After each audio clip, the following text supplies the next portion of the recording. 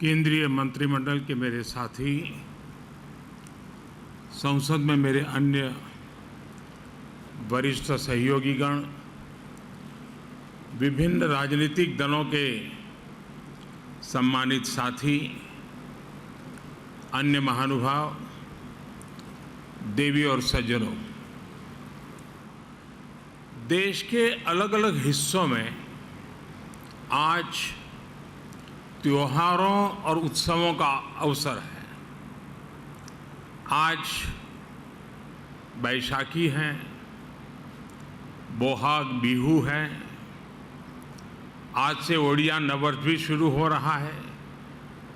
हमारे तमिलनाडु के भाई बहन भी नए वर्ष का स्वागत कर रहे हैं। मैं उन्हें पुत्तांड की बधाई देता हूं।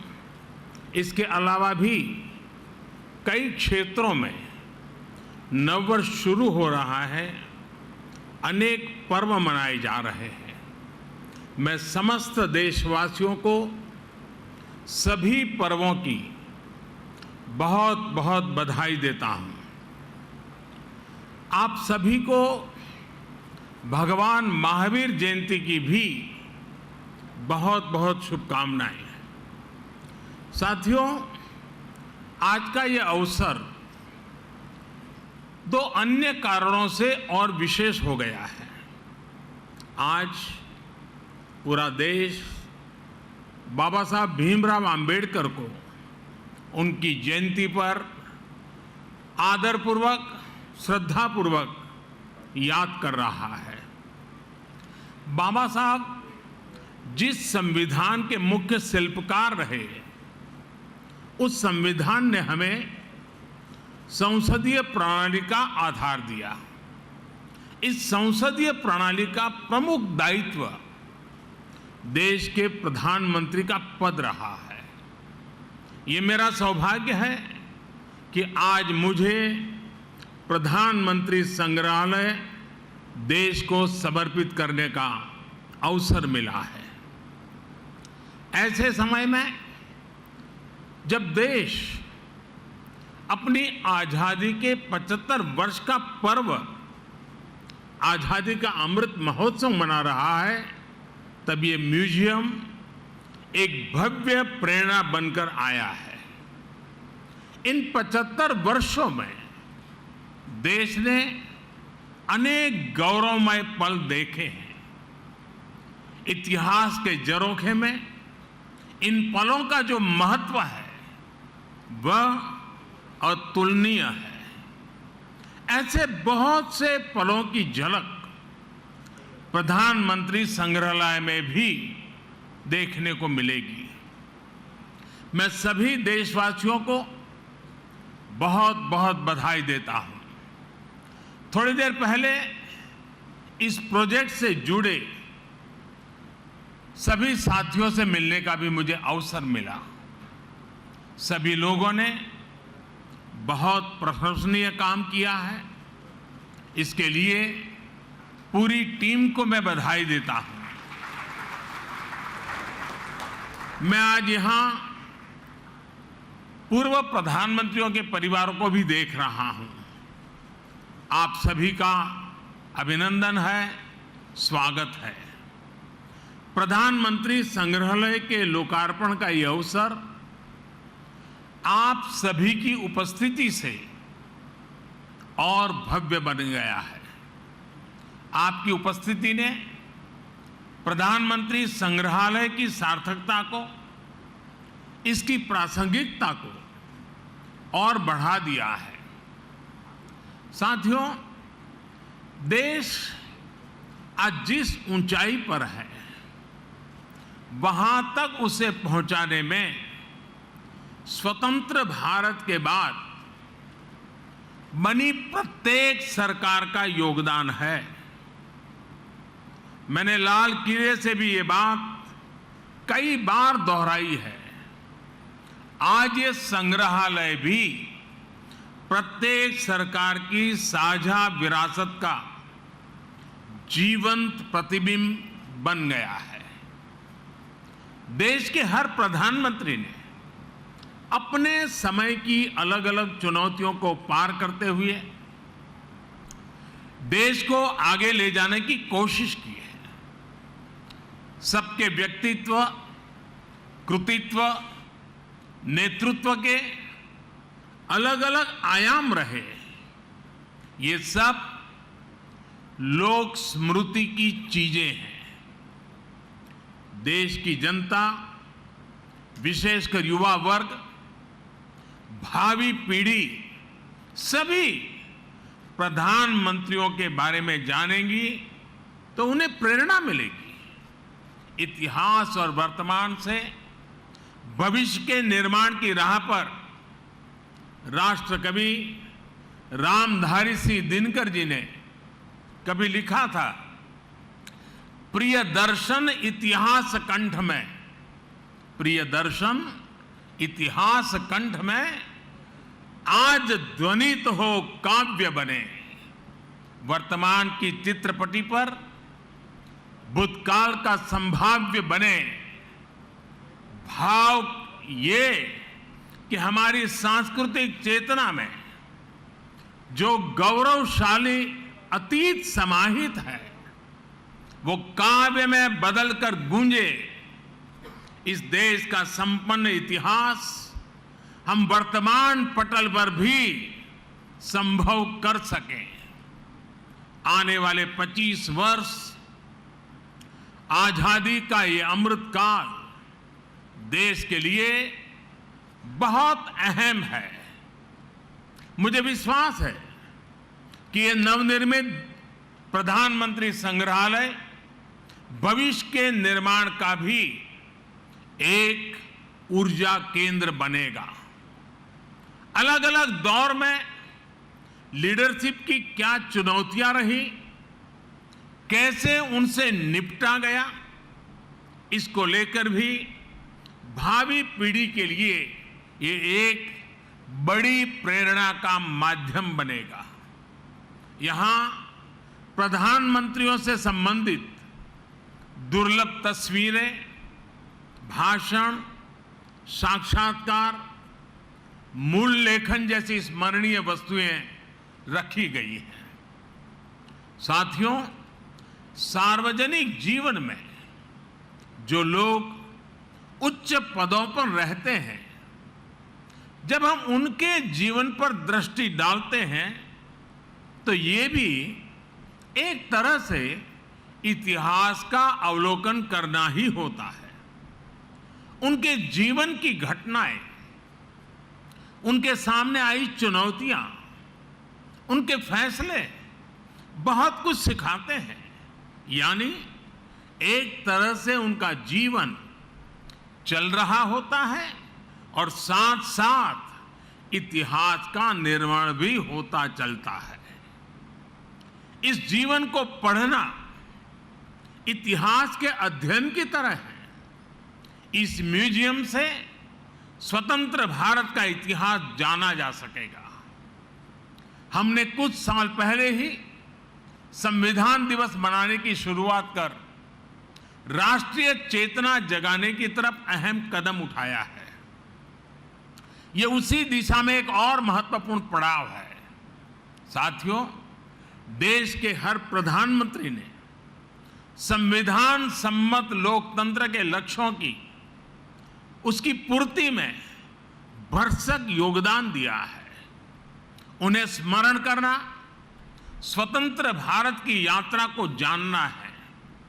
यहां आने वाले लोग देश के पूर्व प्रधानमंत्रियों के योगदान से रूबरू होंगे। उनकी पृष्ठभूमि, उनके संघर्ष, सृजन को जानेंगे। भावी पीढ़ी को यह भी सीख मिलेगी कि हमारे लोकतांत्रिक देश में किस किस पृष्ठभूमि से आकर अलग अलग प्रधानमंत्री बनते रहे।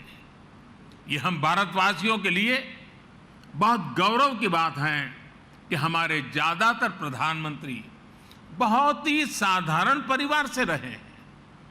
सुदूर देहात से आकर, एकदम गरीब परिवार से आकर, किसान परिवार से आकर भी प्रधानमंत्री पद पर पहुंचना भारतीय लोकतंत्र की महान परंपराओं के प्रति विश्वास को दृढ़ करता है।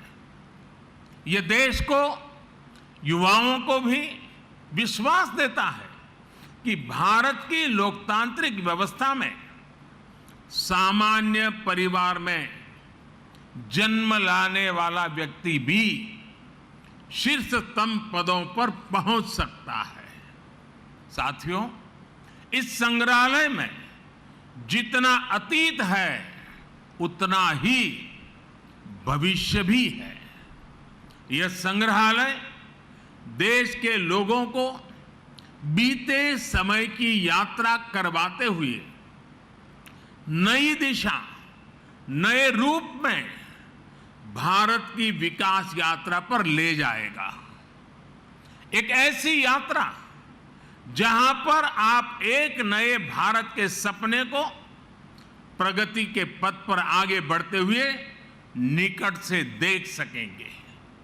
इस बिल्डिंग में 40 से अधिक गैलरियां हैं और लगभग 4000 लोगों के एक साथ भ्रमण की व्यवस्था है। वर्चुअल रियलिटी, रोबोट्स और दूसरी आधुनिक टेक्नोलॉजी के माध्यम से तेजी से बदल रहे भारत की तस्वीर ये संग्रहालय दुनिया को दिखाएगा। ये टेक्नोलॉजी के माध्यम से ऐसा अनुभव देगा जैसे हम वाकई उसी दौर में जी रहे हैं। उन्हीं प्रधानमंत्रियों के साथ सेल्फी ले रहे हैं, उनसे संवाद कर रहे हैं। साथियों, हमें अपने युवा साथियों को इस म्यूजियम में आने के लिए अधिक से अधिक प्रोत्साहित करना चाहिए। ये म्यूजियम उनके अनुभवों को और विस्तार देगा। हमारे युवा सक्षम है और उनमें देश को नई ऊंचाइयों तक ले जाने की क्षमता है। वे अपने देश के बारे में, स्वतंत्र भारत के महत्वपूर्ण अवसरों के बारे में जितना अधिक जानेंगे, समझेंगे, उतना ही वो सटीक फैसले लेने में सक्षम भी बनेंगे। ये संग्रहालय आने वाली पीढ़ियों के लिए ज्ञान का, विचार का, अनुभवों का एक द्वार खोलने का काम करेगा। यहां आकर उन्हें जो जानकारी मिलेगी, जिन तथ्यों से वो परिचित होंगे, वो उन्हें भविष्य के निर्णय लेने में मदद करेगी। इतिहास के जो विद्यार्थी रिसर्च करना चाहते हैं, उन्हें भी यहां आकर बहुत लाभ होगा। साथियों, भारत लोकतंत्र की जननी है, मदर ऑफ डेमोक्रेसी है। भारत के लोकतंत्र की बड़ी विशेषता ये भी है कि समय के साथ इसमें निरंतर बदलाव आता रहा है। हर युग में, हर पीढ़ी में लोकतंत्र को और आधुनिक बनाने और अधिक सशक्त करने का निरंतर प्रयास हुआ है। समय के साथ जिस तरह कई बार समाज में कुछ कमियां गर कर जाती हैं, वैसे ही लोकतंत्र के सामने भी समय समय पर चुनौतियां आती रही हैं। इन कमियों को दूर करते रहना, खुद को परिष्कृत करते रहना भारतीय लोकतंत्र की खूबी है और इसमें हर किसी ने अपना योगदान दिया है।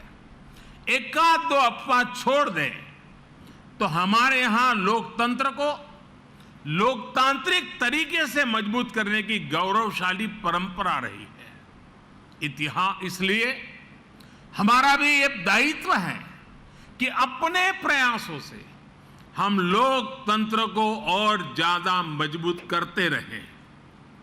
आज जो भी चुनौतियां हमारे लोकतंत्र के सामने हैं, समय के साथ जो भी कमियां घर कर गई हैं, उन्हें दूर करते हुए हम आगे बढ़े। ये लोकतंत्र की भी इससे हमसे अपेक्षा है और देश की भी हम सभी से अपेक्षा है। आज का यह ऐतिहासिक अवसर लोकतंत्र को सशक्त और समृद्ध करने के संकल्प को दोहराने का भी एक बेहतरीन अवसर है।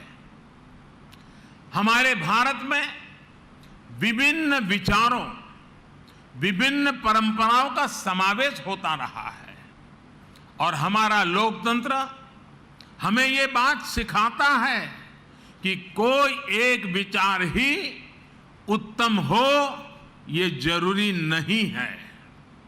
हम तो उस सभ्यता से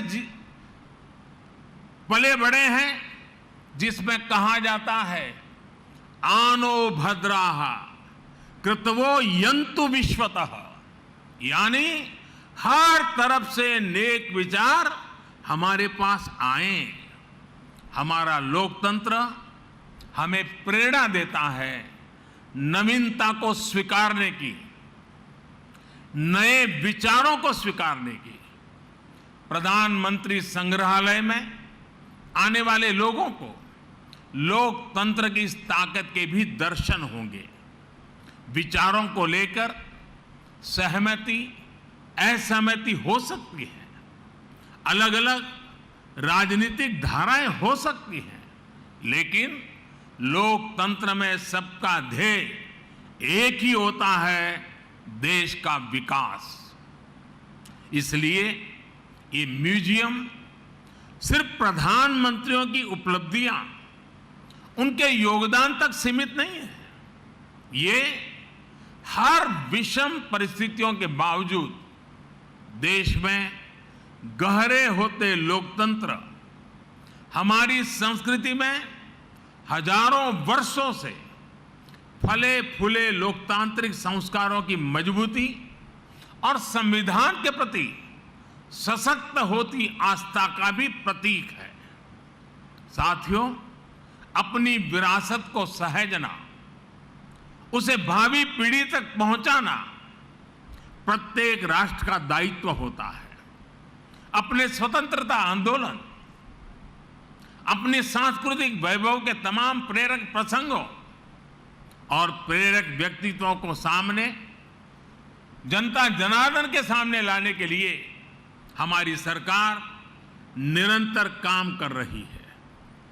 देश से चोरी हुई मूर्तियां और कलाकृतियों को वापस लाना हो, पुराने म्यूजियम का पुनर्निर्माण हो, नए संग्रहालय बनाना हो, एक बहुत बड़ा अभियान बीते 7-8 वर्षों से लगातार जारी है।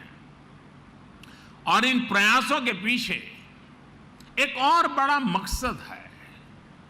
जब हमारी नौजवान पीढ़ी ये जीवन प्रतीक देखती है तो उसे तथ्य का भी बोध होता है और सत्य का भी बोध होता है। जब कोई जलियांवाला बाग स्मारक को देखता है तो उसे उस आजादी के महत्व का पता चलता है जिसका वो आज आनंद ले रहा है। जब कोई आदिवासी स्वतंत्रता सेनानी संग्रहालय देखता है तो उन्हें पता चलता है कि आजादी के लड़ाई में दूर सुदूर जंगलों में रहने वाले हमारे आदिवासी भाई बहनों ने कैसे हर क्षेत्र का योगदान रहा, हर वर्ग ने अपना सर्वस्व न्योछावर किया।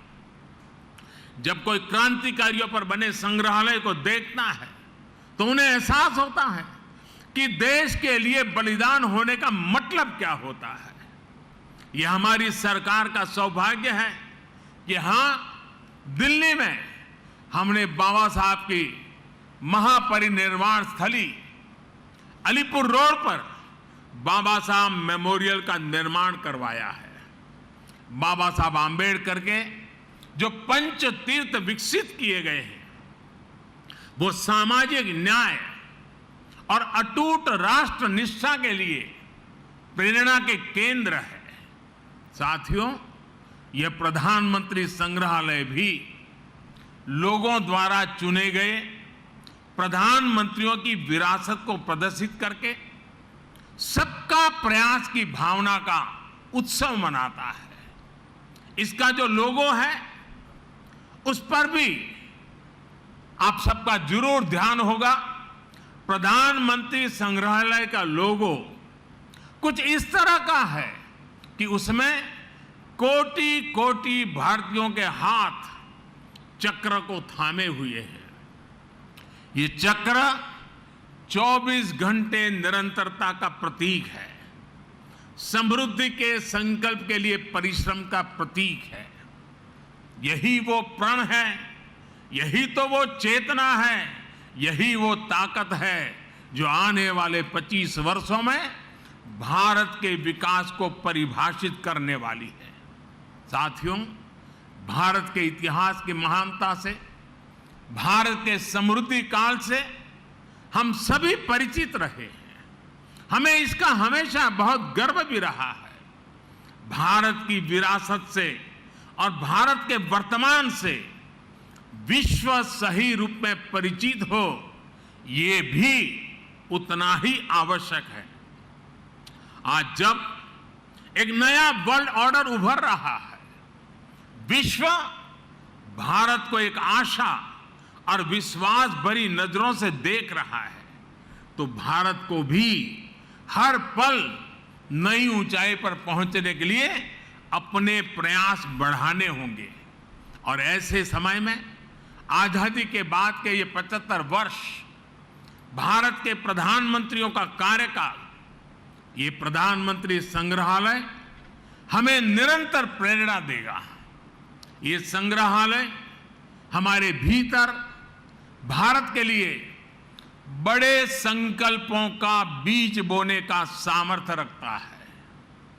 ये संग्रहालय भारत के भविष्य को बनाने वाले युवाओं में कुछ कर गुजरने की भावना पैदा करेगा।